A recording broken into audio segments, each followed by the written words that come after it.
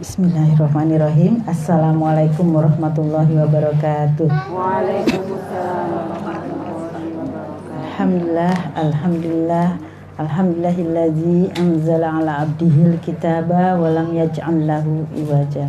Allahumma shalli ala Muhammad wa ala ali Muhammad kama shallaita ala Ibrahim wa ala ali Ibrahim fil alamina innaka Hamidum Majid. Ibu-ibu, adik-adik, dan terutama Mbak Mita yang sedang berbahagia pada malam hari ini, marilah kita sampaikan puji dan puja syukur kita kepada Allah Subhanahu wa Ta'ala.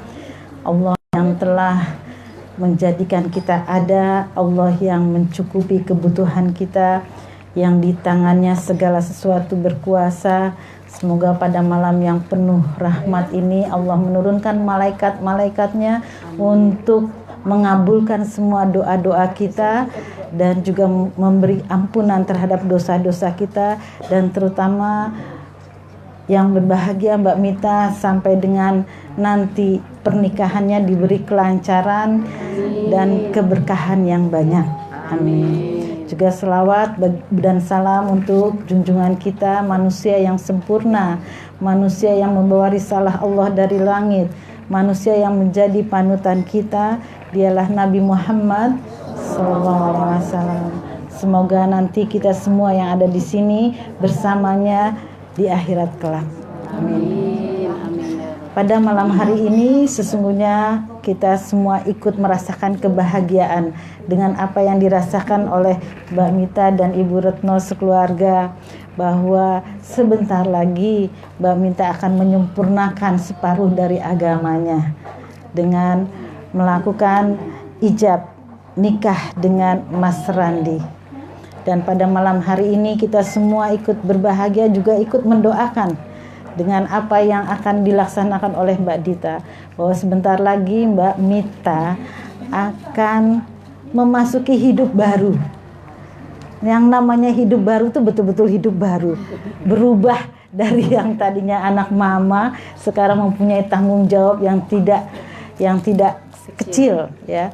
Jadi betul-betul kenapa disebut hidup baru, betul-betul ya ibu-ibu yang sudah jadi pengantin ini ternyata mantan-manten ini hanya dengan ijab kabul yang sebentar itu, salaman antara pengantin putra Mas Randi dengan bapak gitu, semuanya jadi berubah.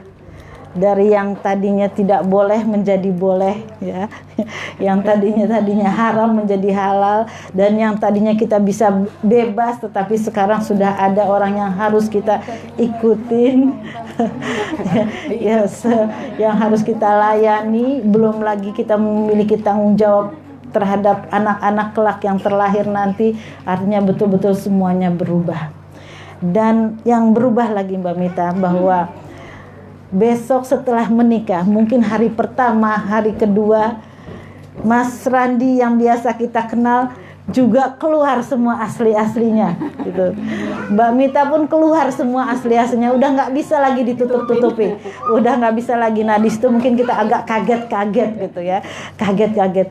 Dulu kelihatannya ramah gitu, tapi setelah 2 hari, setelah seminggu, setelah sebulan, kok lebih ramah gitu.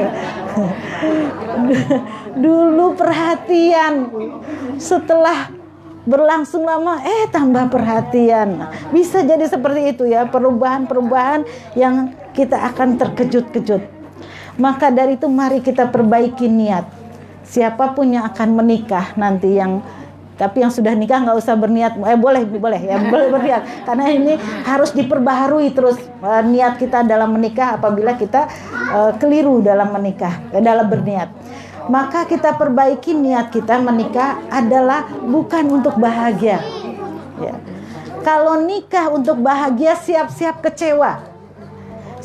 kecewa, ternyata dia sama banyak kekurangannya dengan kita, sama lemahnya dengan kita gitu, sama bergantungnya kepada Allah dengan kita, sama. Maka kalau kita niat bahagia, kita akan kecewa gitu. Tadi yang terkejut-kejut, banyak sekali hal-hal yang tidak kita sukai ternyata ada di dia, pun sebaliknya gitu ya.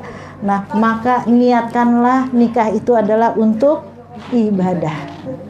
Kalau sudah niat untuk ibadah, maka disitulah Allah akan menurunkan yang namanya sakinah, mawadah, warohmah gitu. Rasa syukur yang dalam atas apa yang telah Allah berikan kepada kita, seseorang pasangan yang sangat menakjubkan gitu.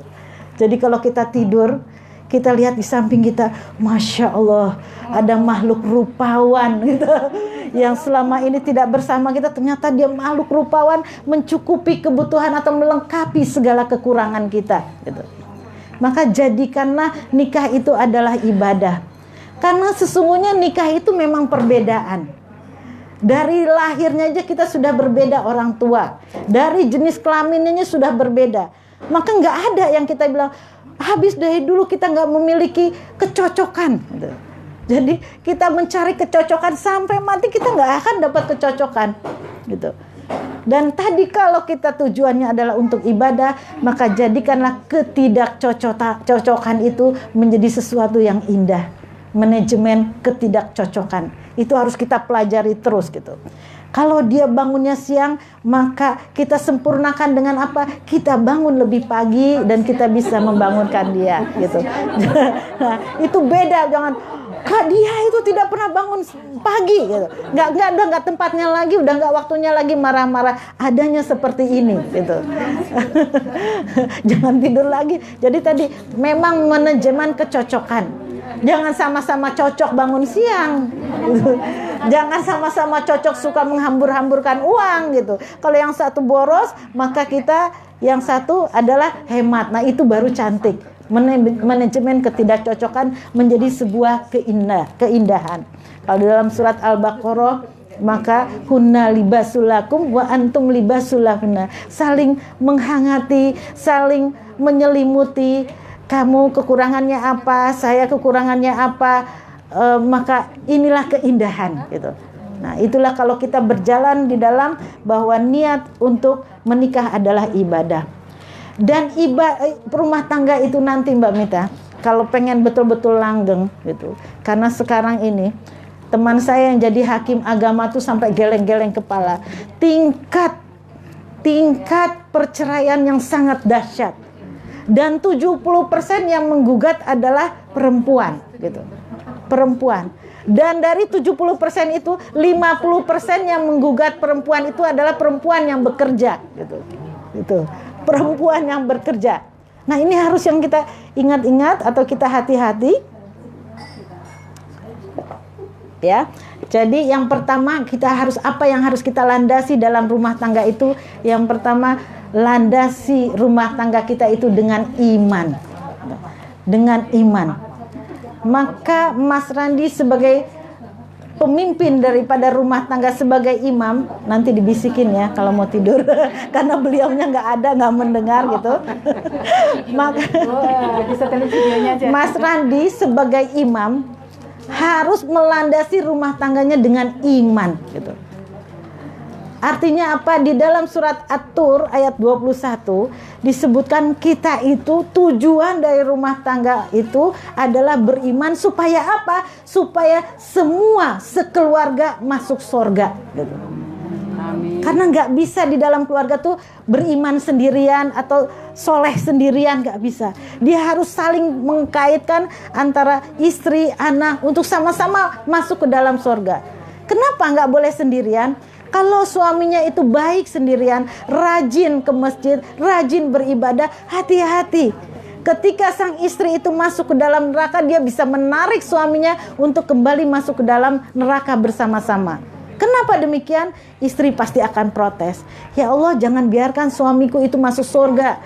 Karena ketika dia berada di dunia bersama saya, saking cintanya kepada saya dibebasin.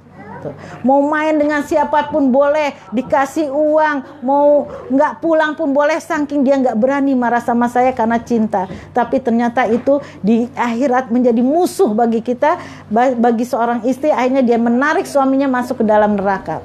Maka dari itu mari Mbak Mita dengan Mbak Randi harus bersama-sama sepakat bahwa kita akan memulai hidup baru, hidup untuk berencana masuk surga sekeluarga gitu. Maka Mbak Mita kalau tengah malam bangun tahajud, disebutkan di dalam hadis gitu, wanita yang paling baik adalah yang apabila dia bangun sholat tahajud, maka dia membangunkan suaminya juga. Apabila suaminya tidak terbangun, dia percikan dengan kasih sayang, bukan dijeburin ya. Bukan seember, itu seminggu nggak hilang-hilang itu nanti marahnya gitu.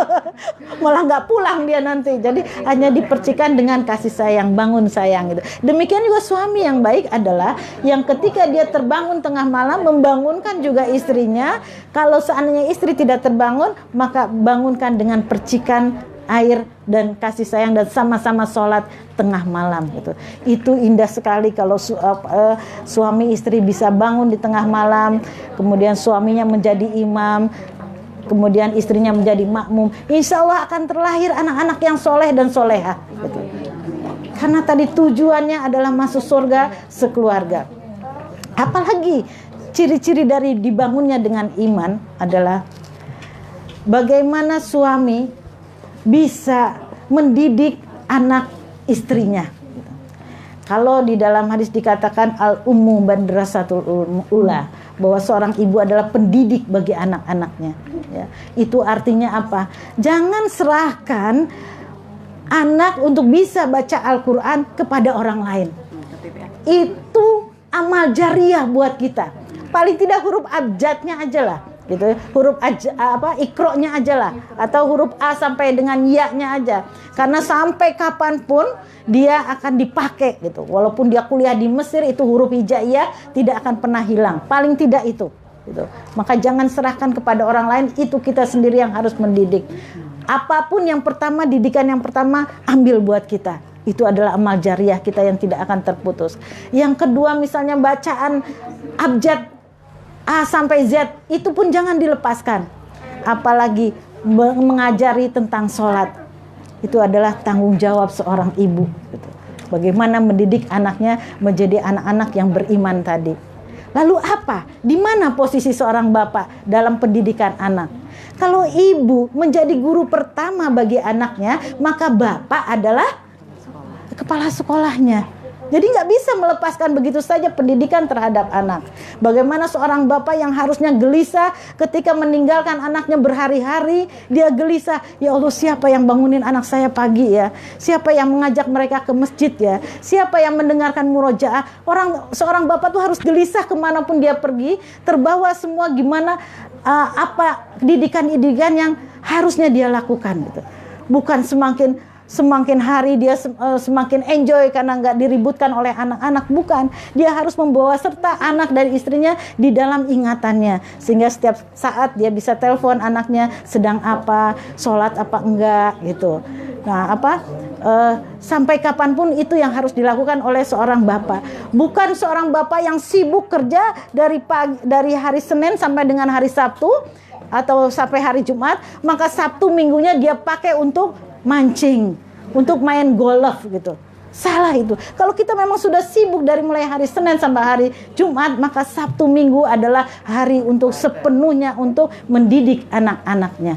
Itu kalau kita mengikuti daripada surat At-Tur ayat 21 yang berbunyi a'udzubillahi minasyaitonirrajim, wallazina amanu wa taba'athum bi iman zuriyatuhum alhaqna bihim zuriyatahum.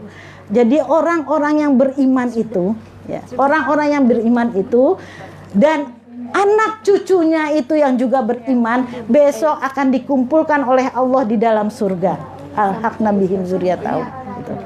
Jadi siapa yang bisa masuk surga sekeluarga adalah yang pertama yang beriman, baik anak cucu. Jadi betapa indahnya kita kumpul di dunia aja kalau surga sekeluarga itu berbahagia.